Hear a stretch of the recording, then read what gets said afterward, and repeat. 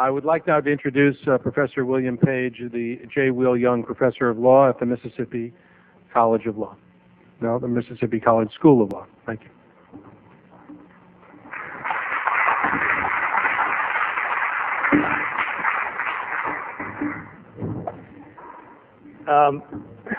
While Berkford was talking this morning about different scenarios for the future in the Microsoft case, I was reminded of Rick Barry's column about the movie Independence Day that came out a few years ago and described Earth being invaded by aliens.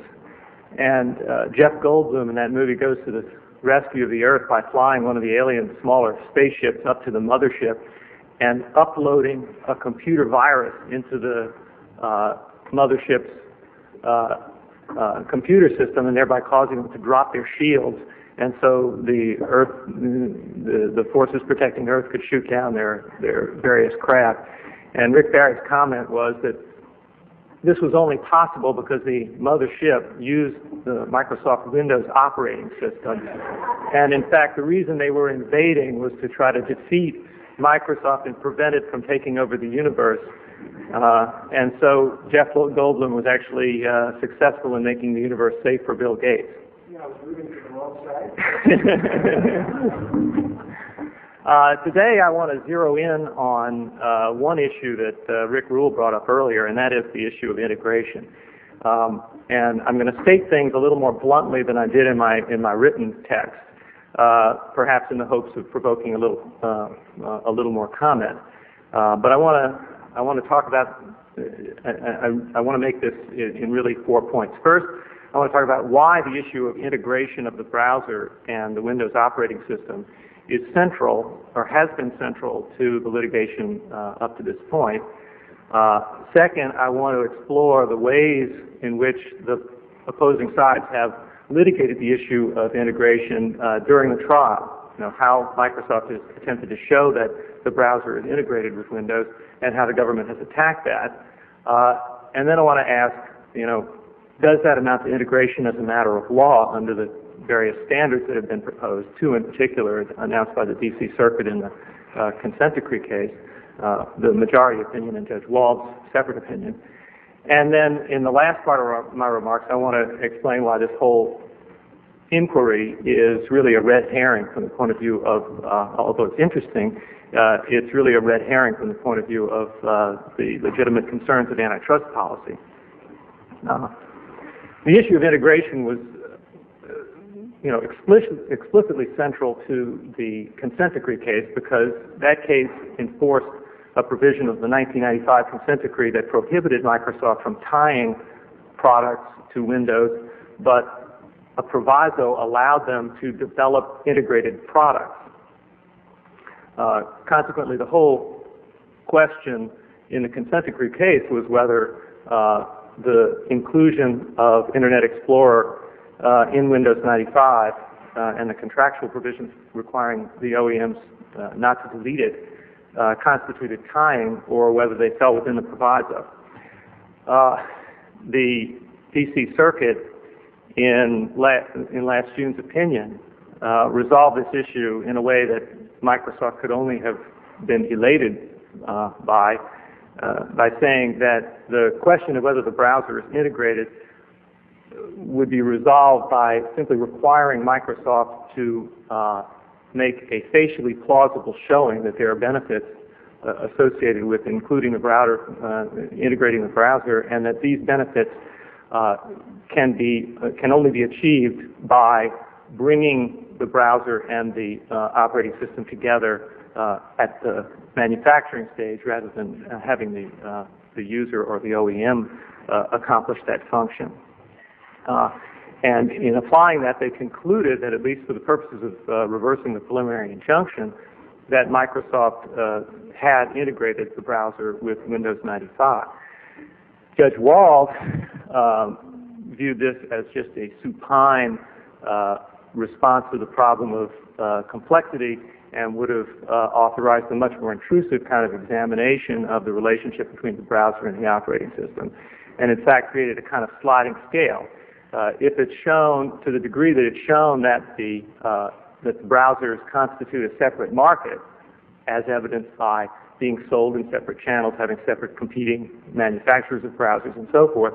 The degree to which that was shown would indicate the degree to which Microsoft would have to prove that there are actual benefits from integration. And she made a few other comments that would have, made it much more difficult for Microsoft to establish that the browser was in fact integrated. At the time, the DC Circuit, and one other tidbit in the majority opinion, the DC Circuit made it very clear that they thought that this test was not only an interpretation of the consent decree, but that it would guide the application of the Sherman Act as well, and that it was fully consistent with tying law. Consequently, meanwhile, the government had brought its general Sherman Act case alleging that the combination of the browser with the Windows 98 operating system constituted a violation of Section 1 and Section 2 of the Sherman Act. It was a dark day for the government when they read this opinion. And in fact, shortly after that, over the course of the summer, the case was broadened somewhat to add allegations of, various bullying acts by Microsoft in certain negotiations with Internet partners and other software developers. Nevertheless, they have vigorously pursued the integration issue. They have contested the issue of integration at the trial, and Microsoft has responded to it. And what I want to do is explore exactly how that evidence has come out of trial. I want to start with Microsoft's assertion that the browser is integrated with the operating system. Microsoft essentially says that the browser became integrated with the operating system with version 3.0, because at that point, Internet Explorer in versions 1 and 2 were fairly simple one-file programs that even Jim Alston, their vice president, conceded constituted essentially applications. But with version 3.0, they componentized the technologies, the Internet technologies associated with the browser, and essentially opening it up into different groups called dynamic linked libraries, which contain different types of Internet technologies. For example, the MS-HTML library contains the code that allows the browser to read and display HTML documents, which are that's the language that web pages are written in. And Microsoft contends that with version 3.0, they provided these VLLs and then opened up APIs or programming interfaces to them that allowed third-party software developers then to take advantage of the code and to make their applications more Internet aware. Then with version 4.0, the integration went further, and the interface that Windows uses began to take advantage of the same APIs with these libraries. So, for example, the same code in these APIs would draw the windows on the screen and would allow the user to look at various sources of information other than the Internet through the same windows, or to view the Internet in an embedded window within the same window. And also the interface adopted certain web-inspired devices like back and forward buttons and favorites lists and shortcuts and so forth, drag and drop shortcuts that could be put on the desktop, and so on. So essentially the idea is that there are these shared files that can be used both by the non-Windows functionality of the operating system and by third parties. And with respect to third parties, they made a demonstration that, for example, Intuit's program Quicken uses the browsing functionality of Internet Explorer to allow, if you're in Quicken and you want to look at your stocks, if you have your portfolio entered into the Quicken program, you can click a button and it will go out to the Internet to a web page maintained by Intuit, automatically update all the stock prices in your portfolio, and then cut off the connection. And this all happens within the same window as the Quicken program, whereas before you were required to open the browser, go to the web page, manually take that information and then put it into the Quicken program to update your portfolio. So this is a benefit of integration according to Microsoft. Now, Microsoft attempted to show this in a way that I think was clearly inspired by the D.C. Circuit's opinion, showing the benefits of integration. So they had a videotape demonstration of the specifics of all of these benefits, 19 of them. The DOJ has opposed this demonstration in three main ways. First of all, is the sort of what I would call the argument from principles of software design. Professor Farber of University of Pennsylvania testified that, well, he began his direct testimony with certain definitions. He defined an operating system as consisting of the kernel, and he defined an application as consisting of stuff that runs on the kernel, and therefore a browser is an application, which had certain question-begging quality to it. But his broader argument was that in modern software design, everything is malleable, and everything can be put in modules that can be reused in various forms, and that there is absolutely no reason to put everything into these dynamic linked libraries that can't be deleted, to weld these into the operating system and then require them to be loaded into memory, as a whole, that there's no reason why that had to be done that way. Okay, so and he said this without actually studying the Windows source code. He said this is based on fundamental principles of software design. The second line of argument is what I would call the separate disks argument. For each of the benefits of integration in Windows 98 demonstrated in the Microsoft video, Boyce played that benefit and then asked Jim Alchin, who is the Microsoft vice president who supervised the creation of that video, can you get that same benefit if you take a version of Windows 95 without Internet Explorer on it, the original retail version of it, and just install Internet Explorer version 4.0? And in each case, he said yes. And so the inference that the government sought to create by this, presumably, is that proves that Internet Explorer is an application. You're installing it on top of, or it could be an application that you install on top of the operating system. In each case, of course, Alchin objected and said, no, that's not what's happening when you install Internet Explorer version 4 on Windows 95. What happens is not simply the installation of a browser. You're going in and you're replacing core operating system files. You're changing the interface. You're rewriting code in various ways. Consequently, you're accomplishing an upgrade of the operating system. That's the answer to that. The third way in which the government has attacked the claim of integration is through the removal program that Edward Felton, a computer scientist at Princeton, developed a program that had as its goal and claimed effect of deleting Internet Explorer version 4 from Windows 98. And it did this, and you have to sort through a lot of sort of back and forth in the cross-examination of Felton because he objected to certain characterizations of what was done. But essentially what happened is that the program deletes the icon for Internet Explorer, deletes other ways in which the program can be triggered, rewrites some code, or rewrites the Windows registry in such a way that the program doesn't invoke Internet Explorer in certain ways so that you get a lot of error messages. And there are also some instances in which even if you install another browser on Windows 98, that it'll still go, as the default browser, it'll still go to Internet Explorer for that function. And, for example, the Windows Update, where you want to download files directly from Microsoft to update the operating system. They've written that in such a way that you can only use Internet Explorer to do that.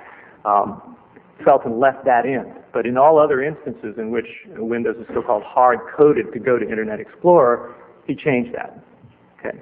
But all of the dynamic linked libraries that Microsoft says contain the code that constitutes the Internet technologies underlying the browsing function, all those are there.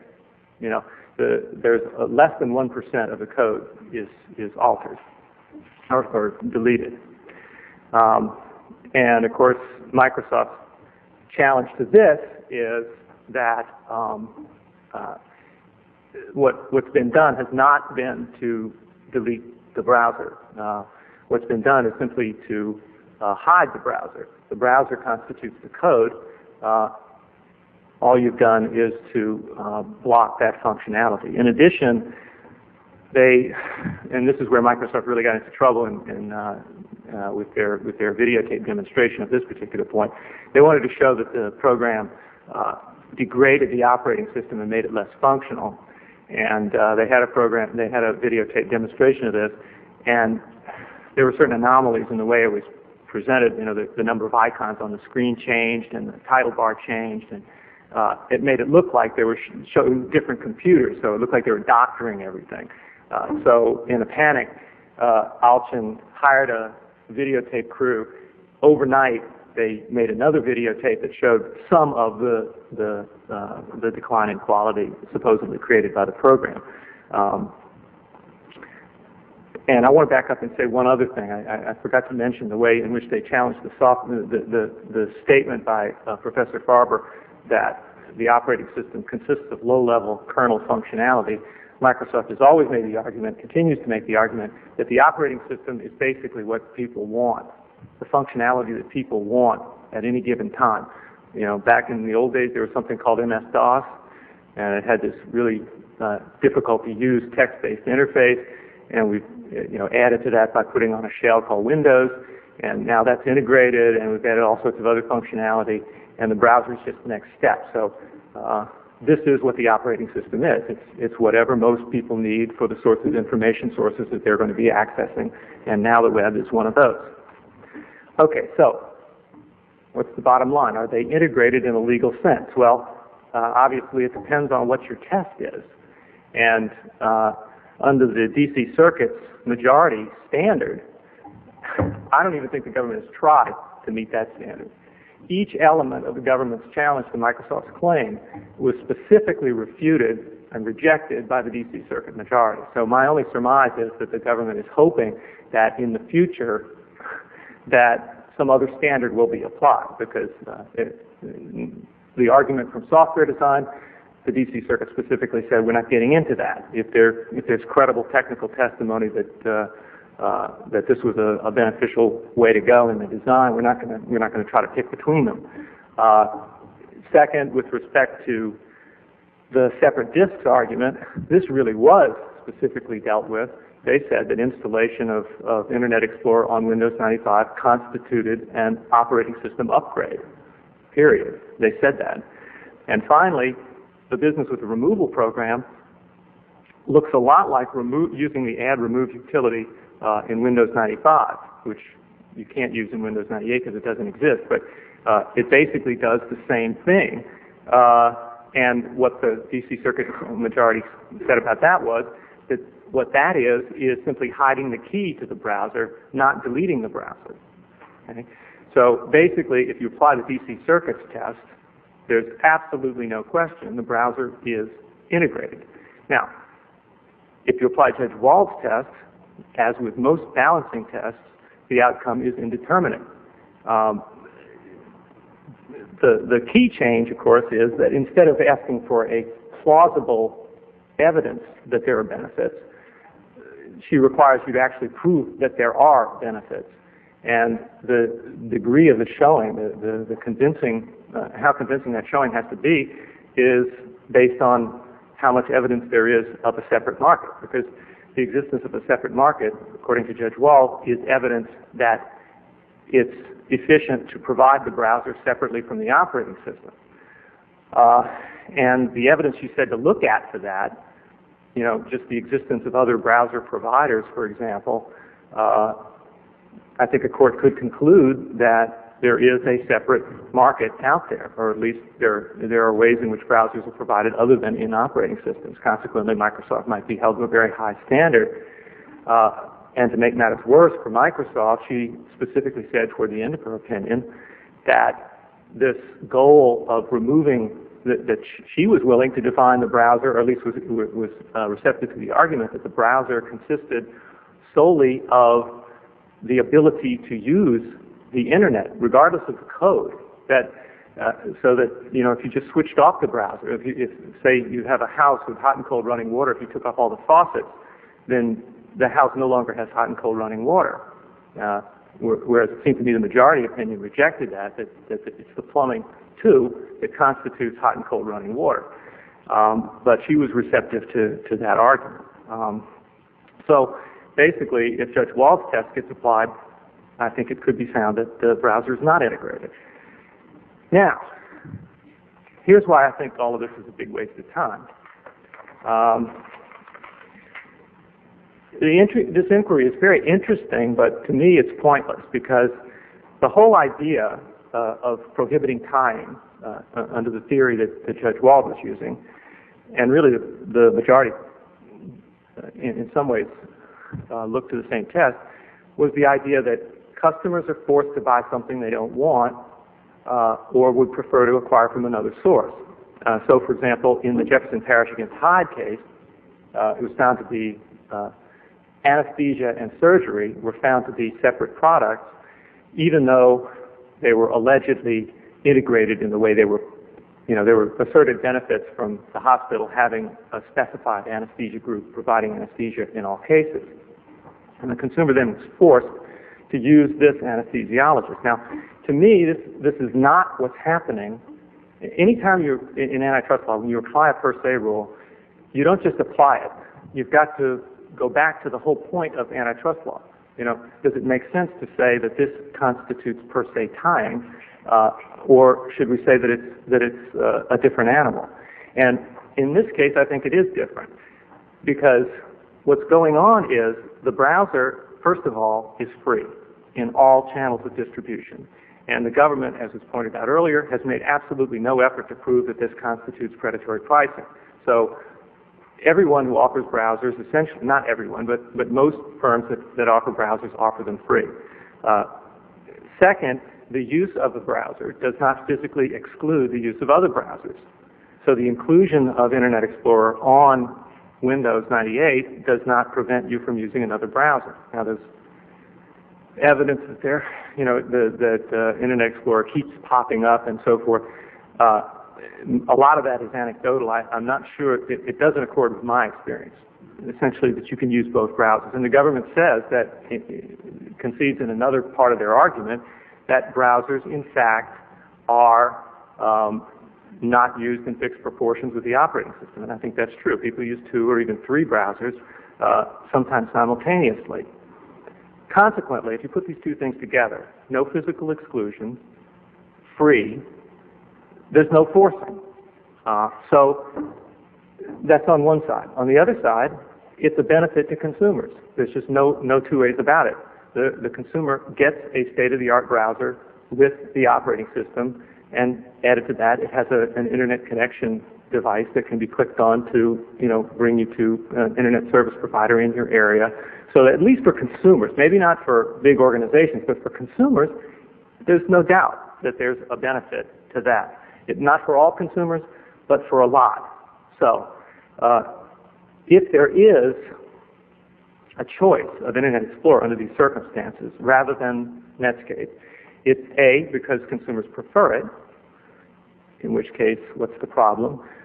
Or B, because of inertia, that consumers, and there's there's sort of an assumption in the government's case that consumers are basically, don't make discerning choices in this area. They basically take what's ever given to them.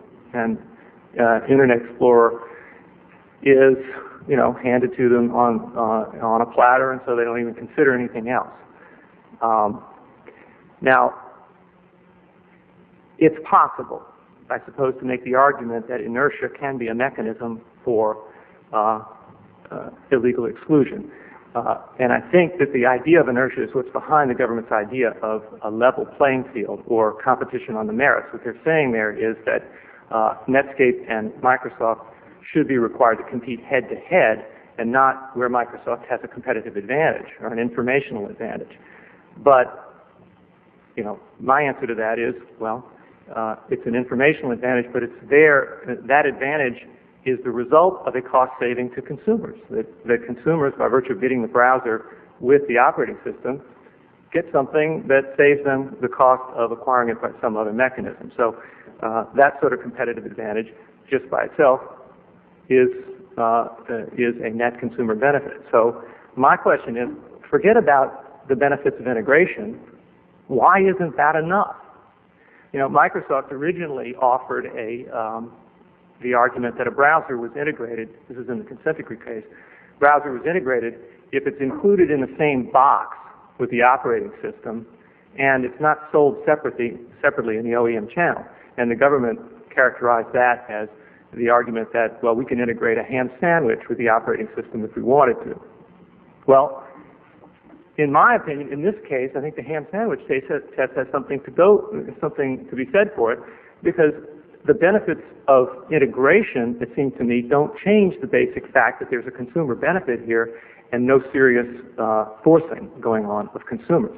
Now, we can speculate about future scenarios, you know, of perhaps Netscape later evolving into a platform that will eventually threaten Microsoft, but Microsoft's operating system monopoly. But I tend to think that where there's a clear present consumer benefit, we don't give it up unless there's some real present anti-competitive effect, and I don't see it on these facts. And I'll leave it at that.